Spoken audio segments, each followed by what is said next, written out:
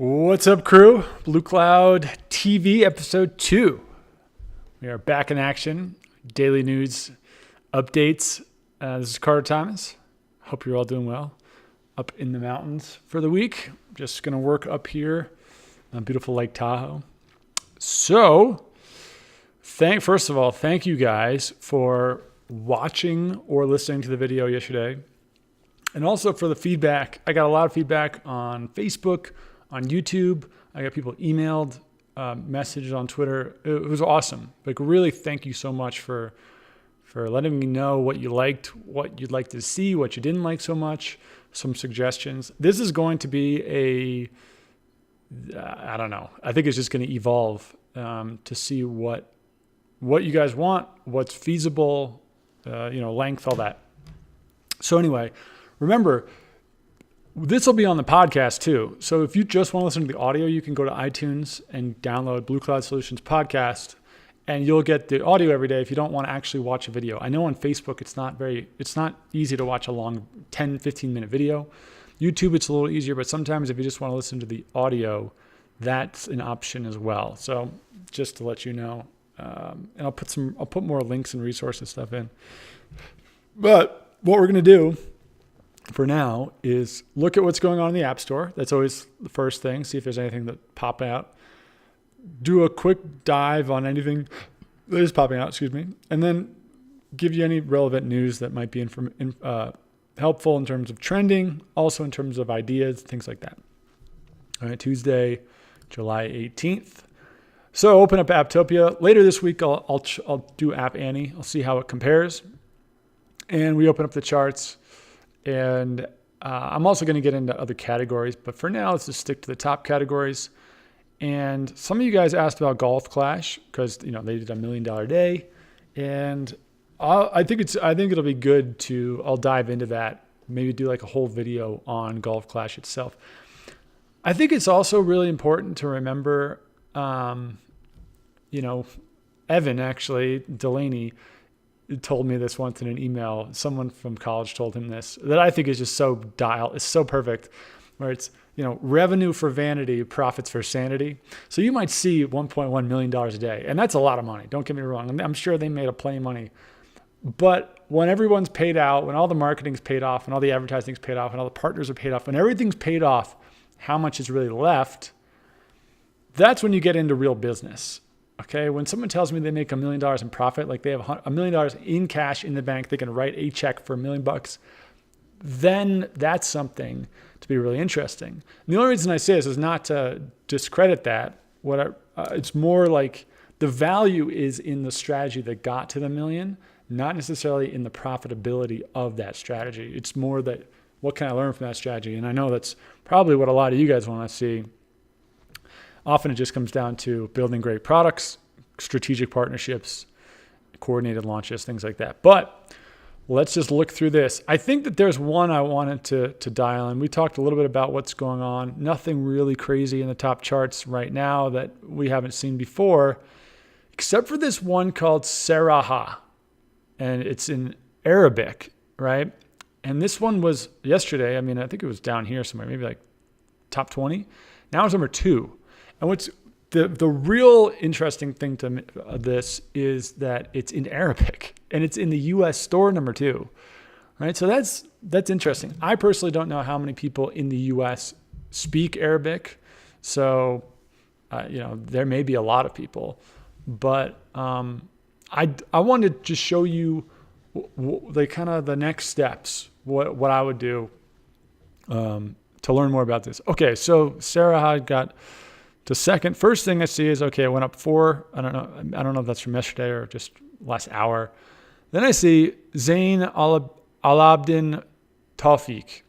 Okay, so that looks like an individual. That's the first data point. Well, the first data point is that it's got Arabic in the name. Second is that it looks like an individual developer. Third is that it's some sort of email or messaging app. And that's, it's kind of an optical illusion. It feels like the icon's kind of tilted. Maybe it's just me. So I'm going to click over, and I'm actually going to look at the app analysis page inside Apptopia. You could do the same thing in App Annie. I'm going to look and just see what the history was. right? So first step is always where was this before it got to the top? Is it just launching? Has it been in the store for years? What's the deal? And what you see is that, well, it was around almost a month ago, and it was nowhere to be found. They did an update on the 21st. Nothing really happened at all. And then July 8th, it looks like they started to get some traction again. July 9th, maybe got more of a buzz out. And then boom, on July 12th, there's a new version released. And that's when it looks like it really started to take off. So it's really interesting. I think, can I click that? I wonder if that shows it. So social networking. Now, this paints a new picture. Okay, so actually I was a little wrong. Like, this doesn't paint a very good picture because overall is too big. But if you look at social networking, it's actually been around for a little while. Let's go back to 90 days. It's got a pretty good history. It looks like, okay, so it was launched in June. When it launched, it maintained. Okay, so looking at that, what does that tell me? It tells me that it was not a coordinated launch. Because if it was, there'd be a huge spike and there'd be some inevitable down. There'd be more volatility. That's the nature of launches, is not spike and hold, especially in a social networking type app, right? That's a key. We're looking at social networking apps. So for a social networking app to do well, you have to have those viral loops, those engagement loops, right? It's called the network effect, where the more people that get into the network, the better it gets, the bigger it gets. And so this app looks like it just had a good thing going. Let's see if there's anything, just version 1, bug fixes. I'm not going to go in and see what those bug fixes were, but let's just assume that, those were helpful. Right around July 8th is when something happened. And if I had to guess, it was some publication or some influencer or whatever wrote about it, because this took a week for it to catch on. It wasn't immediate, right? If this was something that the developer was trying to coordinate, this first day would be when it all spiked. You'd see that sharp increase. You wouldn't see this snake-like increase. So, and then you can go through all the other, I would imagine they're all pretty much the same because, it doesn't, it's not that big of a deal. This gives you a basic idea of the downloads. Who knows if these numbers are accurate or not. It gives you a little bit of an idea, but man, this is so interesting. There's more downloads in North America than in Asia. And this is an Arabic app. Okay, so that's just, my initial impressions. That's what I see. That's what I think the case is. Here's what I do next. I take the title right off of here and I type it into Google. Originally, I just typed in this, but then I added the Arabic because I wanted to make sure that I got the right things. The first is you can just go see the website. What does the website look like? Get honest feedback from your coworkers and friends. That's interesting. And at work, you can enhance areas of strength. But when you look at this, this is not they're not going to win any design awards here for this website. So the website is obviously not, it's more like a placeholder. So we could rule out the website as the main point of marketing, right? The website is kind of a secondary piece of the puzzle. It is whatever. It's just there because they need it for whatever. And maybe you can do like a web version here. Maybe there's a web app, but it's almost, the website is just kind of like a skeleton. So I'm going to rule out the web as a thing. The other thing you can check is if you have a plugin, you can go check, there's a Chrome plugin called Facebook Pixel Helper. There's no Facebook Pixel installed on this website, meaning this guy is not running Facebook ads based on retargeting from this. So that's also another thing, another important thing to know is, is he even thinking about Facebook ads? I would probably say probably not. If he's not running it on his website, he's probably not running it in general. The second thing that I would look for is we've been talking a lot about the app. Let's go see if we can figure out who this guy is, who this developer is. All right, so if I click this to open up Twitter, this is going to be the official Twitter account of the app. If I had to guess, it's the guy. So Zane, this is the developer. Remember, Zane Albin, right? So what I would also do is go check out this guy. He's only got 5,000 followers. That's great. But I would go and I would look through. Well, first of all, I'd probably translate this. I mean, it's important to look through the original, but let's just translate it for simplicity's sake. Occupy. So they're number one in Saudi Arabia. I don't think that's not surprising. Hey, go join our Snapchat. 2 doctors. Don't know what that's about. But what I really care about is, remember, let's go back here. Oops. What I really care about is what happened. Oh, no, I'm sorry. Go there. On this date, on July 8th. That's what I really care about. Because when you're doing research on an app, what you look for is the moments of change. Because that's when the marketing executed, is when you see things change up or down. The only data point I can see is the update. So if we look back and it says July 8th, I'm going to scroll to this guy's personal account. And there was a huge gap between June 26th activity. Oh, wait, no, here we go. He's just retweeting. So July 8th. Let's see what else happens here. Fortunately, I can't read any of this. July 6th. Well, it doesn't seem like there's a whole lot. He's not tweeting about a whole lot of stuff. Maybe if we go to July 9th. Yeah, so there's not a lot of information on his personal site. That's okay. But let's go back to the corporate one, or the official account. So July 3rd. This looks like, translate that. This looks like a poll. So he's getting information from his audience, see what he can do. I mean, he has a pretty good following on Twitter to be able to pull that in. Retweeted. So it doesn't look like there's a whole lot of insight into that one exact event. But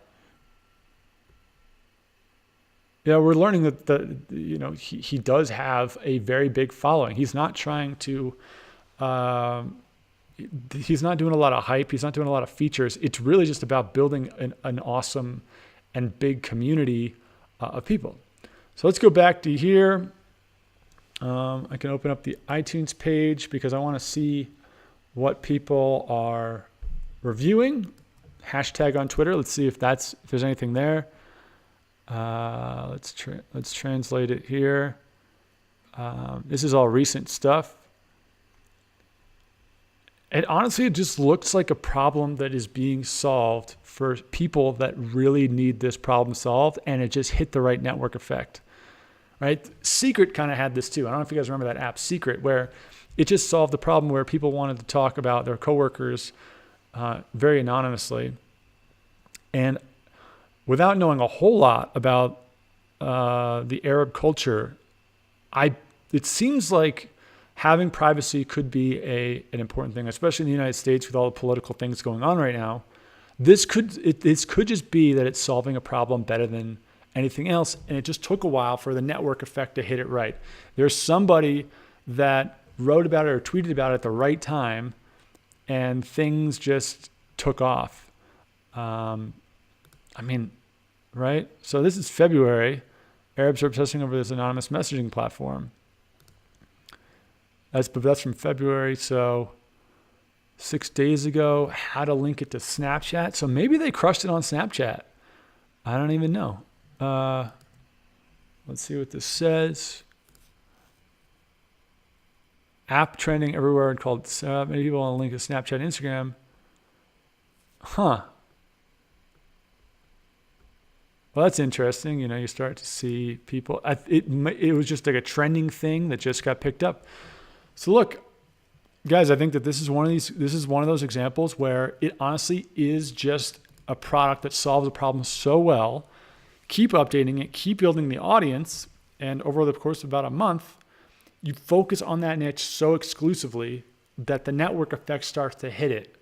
And you can see all the reactions. People are like, this is exactly what I want. This is such an amazing tool.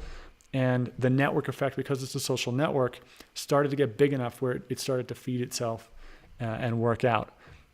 That's the best I can do. I think if I was really interested in getting involved in this, I would definitely download the app next.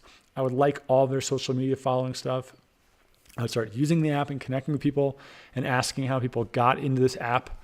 I would probably go hit up their developers. So I would find out if this guy developed it himself or if he hired anybody. If he hired anybody, I would go pretend like I was trying to hire that company for a completely different app so I can get them on the phone and talk to them and see what's going on, see if I can get some insider info. I would also just email this guy and see if he wanted to get on a podcast or something in my case, Bluecloud, but any of you could just make up a site. Say you're writing an article for whatever, like Mac apps for kids.com or something. I don't know. Right. And you just see if he'll respond to an email and do an email interview, and you can ask him. I think a lot of people just forget that you can just ask a lot of the developers, and they're really happy to do it. If you look back, like old school Bluecloud stuff, there was a couple of developers I used to email, specifically one who did a lot about, it was a translate app. They hit number one in the App Store. And I honestly did this exact process. And then I just emailed the guy. I said, hey, would you be willing to do an email interview of your app so that we can learn about it? And he said, yeah, sure. And he gave me all these really good tips that I would never have found. So maybe just email him. But yeah, my conclusion, honestly, one day ago, let's see what this says. I think that this is just an app that solves a problem so well for such a specific niche, and just took a little while to pick up.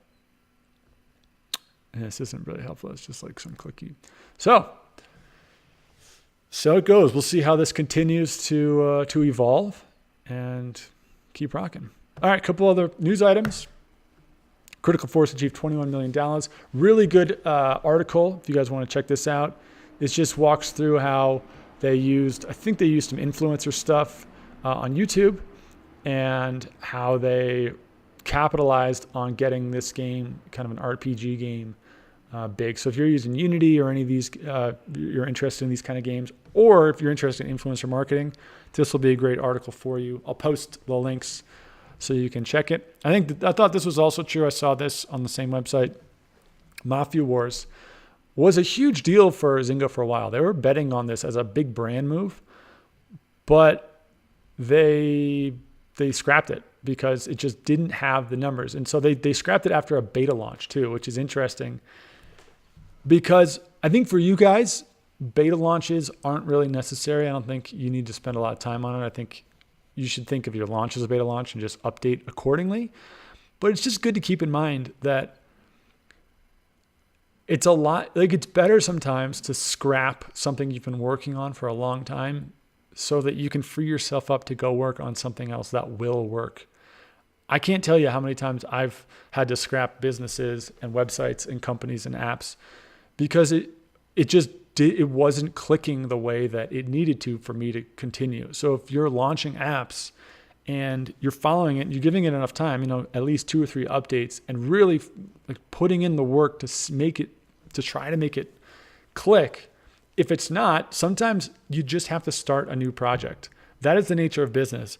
That is why every single success story you'll ever hear in business, people talk about how it took them 4, 5, 10, 20, 100 times before they hit that one thing. But like Mark Cuban says, you don't need to hit home runs every time. You just need to hit a home run once. That's all that matters. So Zynga is a good example of this on a big scale, kind of showing us that you don't necessarily need to crush it every single time. Sometimes you do need to scrap it so that you can free yourself up to focus on things that will crush it. So that's a great tweet. If you guys haven't seen this kind of stuff, you're starting to see in-app purchases in the search results, right? So it's interesting. I mean, a $60 in-app purchase, obviously a great category of fitness. iOS 11 made it very clear that in-app purchases will be used in the algorithm. They'll be treated almost as separate products. So as you start to think about your in-app purchases, realize they're going to be showing up in search results. And it may also impact not only your ASO, but your photography, the strategy behind it all, your ability to sell more expensive stuff that may even help enhance your brand, stuff like that. So I thought that was really cool, getting a little bit of attention on Twitter. Lastly, kind of my future potential thing, Amazon. I think Amazon's obviously gone big on Alexa, which I think will be huge, is huge. It's going to be, I think voice is going to be huge with that sort of thing. They're also trying to build a messaging app. Look at Facebook, right? Facebook crushes it on Messenger. It's one of the biggest parts of their business. Amazon says, well, why don't we do that too? And it's funny because you're starting to see this trend now where all these startups build products that Facebook either copies or buys. Snapchat's the obvious example, but you see like Masquerade with the face masks, what's it called? Oculus with the VR, all that sort of thing. So Facebook kind of buys or copies stuff and they go straight to consumer. Amazon waits till Facebook sees something that's successful and then they start to layer it in because their tech company is pretty small compared to Facebook. So you see this kind of evolution all happening, which is really interesting. The reason why this is important for you guys is, I mean, I think Amazon is just a juggernaut. I don't see them slowing down anytime soon. And if they put out a messaging app and it's successful, if any of you are getting into e-commerce, drop shipping, Amazon stores, whatever, this could be a great bridge between the e-com side and the app side because Amazon's going to have an SDK that connects these two. Messaging is going to be a great place. I also think, I haven't really read much about this, but this is my own prediction. I think Amazon is going to start releasing retargeting pixels at some point that will potentially compete with Facebook's retargeting pixel. I think that might be the next the big ad platform is Amazon. So guys, I hope that was helpful. I know this is a little long, but hopefully this is valuable to you. We'll keep doing this stuff. We'll change it up. Maybe tomorrow I'll do like a 5-minute just blitz. Maybe we'll do a deep dive into an app. But as always, let me know what you think. Give me your feedback. Leave a comment, leave a like. And I hope you have a great day. I'll see you guys tomorrow. Peace out.